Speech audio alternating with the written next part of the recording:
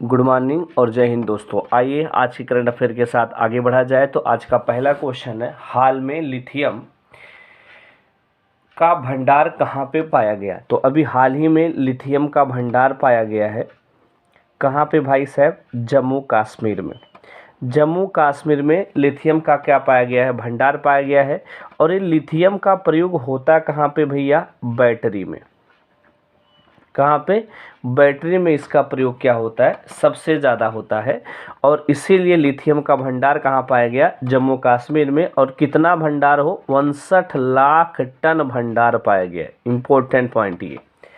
और ये lithium battery जो है जब डिस्चार्ज हो जाती है तो उसमें क्या निकलता है? ई कचरा। और ई कचरा के प्रबंधन के लिए कुछ योजनाएं चालू की गई हैं, जैसे वन चार्जर पॉलिसी। ये किसने शुरू किया? वन चार्जर पॉलिसी का मतलब ये होता है कि जैसे किसी का मोबाइल है, दूसरा मोबाइल लिया तो उसमें किसी में सी टाइप मिलता है, किसी में कुछ मिलता है, लेकिन अब एक ही टाइप का चार्जर लैपटॉप में भी लगेगा, मोबाइल में भी लगेगा, बैटरी भी चार्ज होगी, सब कुछ चार्ज होगा। तो वन चार्जर पॉलिसी किसने लागू किया भाई साहब? तो ये लागू किया है यूनाइटेड किंगडम ने। इंपॉर्टेंट पॉइंट, ई कचरा को कम करने के लिए। और बात कर लेते हैं राइट टू रिपेयर पॉलिसी किसने शुरू की है? ये भी पूछा जाता है। तो राइट टू रिपेयर जो पॉलिसी है ये शुरू की है भाई साहब अमेरिका ने।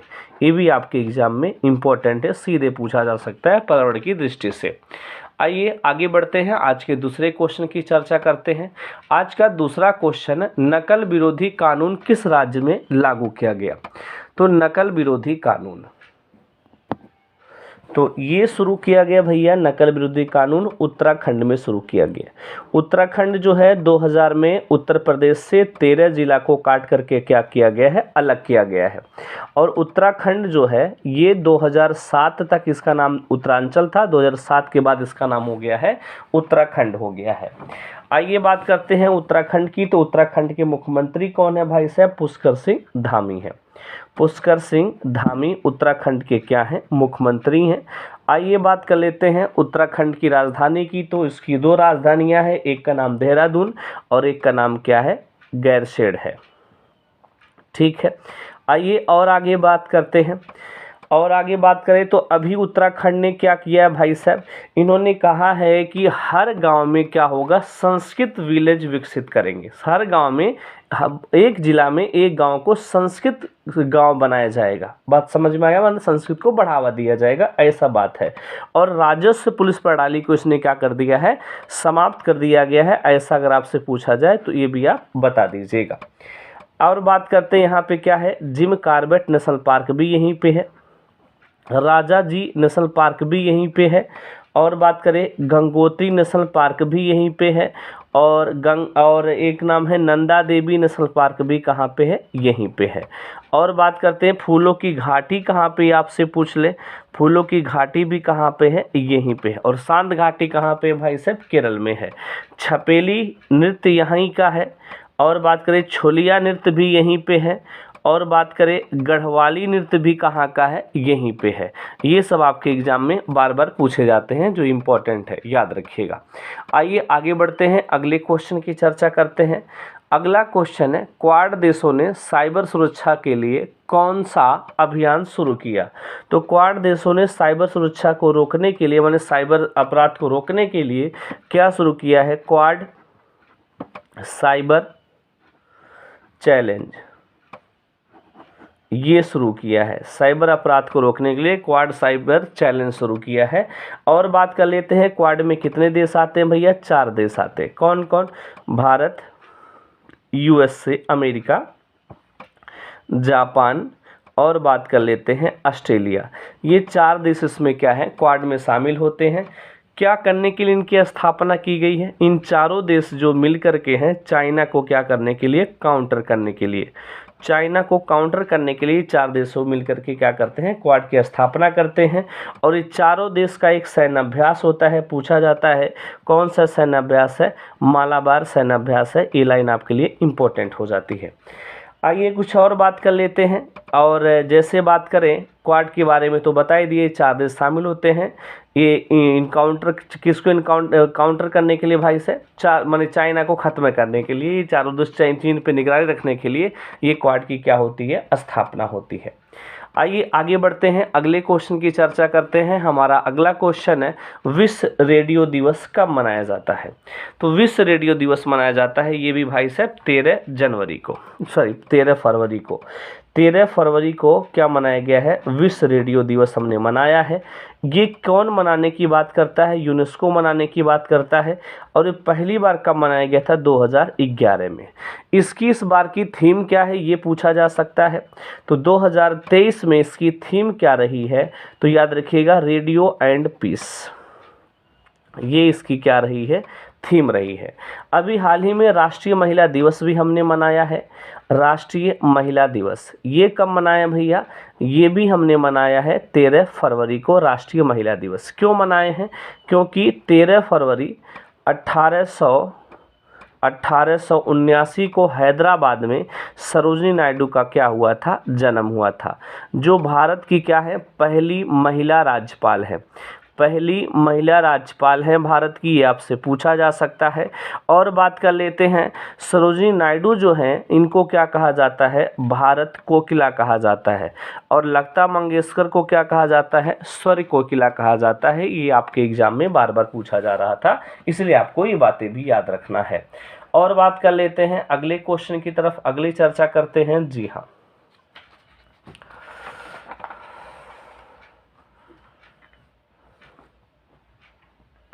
जी हमारा अगला क्वेश्चन है स्निफिंग रोबोट किस देश ने लॉन्च किया।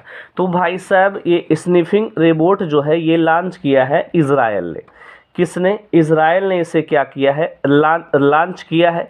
क्या है ये स्निफिंग रोबोट, ये है भाई साहब बीमारियों को पता लगाएगा, बीमारियों को पता लगाएगा, वो भी कैसे, सूंघ करके।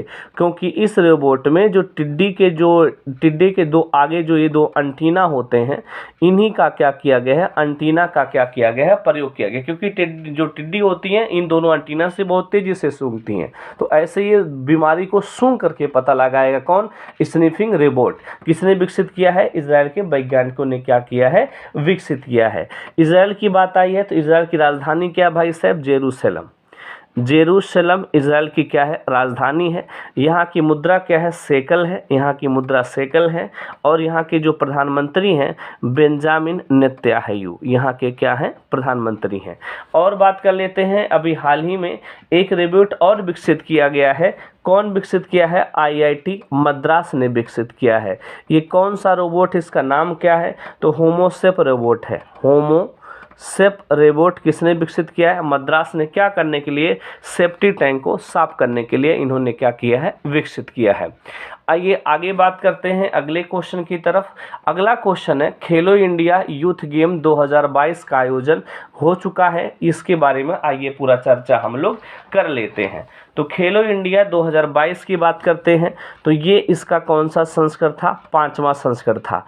कहाँ पे हुआ है, मध्य प्रदेश के भोपाल में हुआ है 5वां संस्करण। ठीक है, इसमें नंबर 1 पे कौन सा राज्य कब से कब तक हुआ था, तो 31 जनवरी से चला है और ये चला है भाई साहब 11 फरवरी तक। ठीक है, और बात करें इसमें पहले नंबर पे कौन आया, महाराष्ट्र जो है पहले नंबर पे आया है। वो भी कितने पदक टोटल जीत लिया महाराष्ट्र, तो 161 पदक के साथ, और इसमें 56 क्या जीता है, गोल्ड जीता है। दूसरे पे कौन आया भैया, हरियाणा आया है। दूसरे पे हरियाणा आया है 28 पदक के साथ 41 गोल्ड जीता है। तीसरे पे कौन आया है, मध्य प्रदेश, जहाँ पे हुआ है 96 टोटल पदक जीते हैं और इसमें से 39 क्या है, गोल्ड है। ये भी आपको याद रखना है। आइए और बात कर लेते हैं, इसमें पानी वाले गेम को पहली बार इसमें क्या किया गया, 5वें खेलो इंडिया गेम में शामिल किया गया है। ये 5वां संस्करण है, तो इसका पहला संस्करण कहाँ हुआ था भैया, नई दिल्ली में हुआ था। और इसके विजेता कौन रहे हैं भैया, हरियाणा इसके पहले संस्करण का क्या रहा है, विजेता रहा है। इसकी दूसरी संस्करण की बात करें, एक कब हुआ था, 2018 में, पहली बार 2018 में हुआ है। अगली बात कर लेते हैं दूसरा, ये कहाँ हुआ है, पूना में। और विजेता कौन रहा, महाराष्ट्र महाराष्ट्र, ये कब हुआ था? 2019 में। तीसरी संस्करण की बात कर लेते हैं, ये कहाँ हुआ था? गुवाहाटी में, और इसके विजेता कौन रहा है? महाराष्ट्र रहा है, और ये कब हुआ था? 2020 में। चौथा संस्करण की बात कर लेते हैं, तो चौथा संस्करण कहाँ हुआ था? पंचकुला हरियाणा में हुआ था, और इसका विजेता भी कौन रहा? हरियाणा ही रहा, और ये कब हुआ था? 2021 में। 22 वाला यही हुआ है 23 में, क्योंकि कोरोना ले डूबा था। बात समझ में आ गया? तो ये पॉइंट आपको याद रखना है। आइए आगे बढ़ते हैं, अगले क्वेश्चन की चर्चा करते हैं। हमारा अगला क्वेश्चन है, अभी हाल ही में 13 नए राज्यों के राज्यपाल बदले गए हैं, जो आपके किसी ना हर एक एग्जाम में एक क्वेश्चन पक्का फिक्स आएगा। तो इन राज्यों के राज्यपालों के नाम आपको जुबान पे होना चाहिए। तो कौन कौन से राज्यों के राज्यपाल बदले गए हैं, आइए इनकी चर्चा हम कर लेते हैं। तो सबसे पहले बात कर लेते हैं बिहार। बिहार के राज्यपाल हो गए हैं भाई साहब राजेंद्र विश्वनाथन आलेंकर। विश्वनाथ आलेंकर बन गए हैं क्या? कहाँ के राज्यपाल? बिहार के। दूसरे नंबर की बात करते हैं, महाराष्ट्र के राज्यपाल कौन हो गए भैया? रमेश बैस बन गए हैं, ये महाराष्ट्र के क्या हैं? राज्यपाल हैं। तीसरे नंबर पे बात कर लेते हैं लद्दाख के राज्यपाल। लद्दाख के राज्यपाल बन गए हैं बीडी मिश्रा जी, ये लद्दाख के क्या बने हैं? राज्यपाल बने हैं। और बात करते हैं मेघालय के राज्यपाल कौन बने हैं भाई? मेघालय के राज्यपाल बिहार के जो पहले राज्यपाल थे वो बन गए हैं फागू चौहान, ये मेघालय के क्या बने हैं? राज्यपाल बने हैं। और बात कर लेते हैं अरुणाचल प्रदेश के राज्यपाल कौन बने हैं? तो अरुणाचल प्रदेश के जो राज्यपाल बन चुके हैं ये बने हैं केवल त्रिविक्रम परनाइका, तो ये बने हैं भाई के टी परनाइक बने हैं, इंपॉर्टेंट है ये। तो पूरा नाम हो जाएगा इनका केवल त्रिविक्रम परनाइक। आगे बात कर लेते हैं हिमाचल प्रदेश के राज्यपाल बने हैं शिव प्रताप शुक्ला, ये बने हैं क्या भाई साहब? हिमाचल प्रदेश के राज्यपाल। और बात कर लेते हैं झारखंड के राज्यपाल कौन बने हैं? तो ये बने हैं सीपी राधाकृष्णन, ये बने हैं भाई साहब झारखंड के राज्यपाल। और बात कर लेते हैं असम के राज्यपाल कौन बने हैं? तो असम के राज्यपाल, जी हाँ, नाम है गुलाब से कुछ, हाँ जी हाँ, गुलाब चंद